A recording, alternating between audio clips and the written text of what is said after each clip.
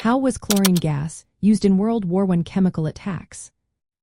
Imagine a battlefield suddenly filled with a strange, greenish-yellow cloud that drifts toward soldiers, causing chaos and panic. That was the reality when chlorine gas was first used in World War I. The Germans introduced this chemical weapon to break the stalemate of trench warfare on the Western Front. On April 22, 1915, during the Second Battle of Ypres, they released thousands of cylinders filled with chlorine gas along their trenches. When the wind was just right, the gas formed a dense cloud that moved toward the Allied lines, especially targeting French colonial troops defending the area. Chlorine gas is heavier than air, so it stayed close to the ground, filling trenches and low areas where soldiers hid. Once inhaled, it reacted with water in the lungs to produce hydrochloric acid, which severely damaged lung tissue. Soldiers exposed to chlorine gas experienced choking, coughing, vomiting, and throat irritation.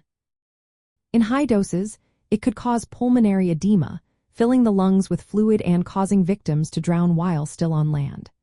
Many soldiers died from respiratory failure, while others suffered long-term lung damage.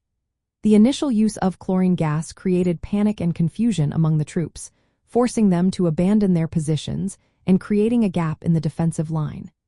This showed how chemical weapons could disrupt enemy formations and spread terror. However, the effectiveness of chlorine was limited by weather conditions like wind and the development of protective gear, such as gas masks and specialized units to fight gas attacks. Chlorine was usually released from pressurized cylinders, relying on wind to carry it toward enemy trenches.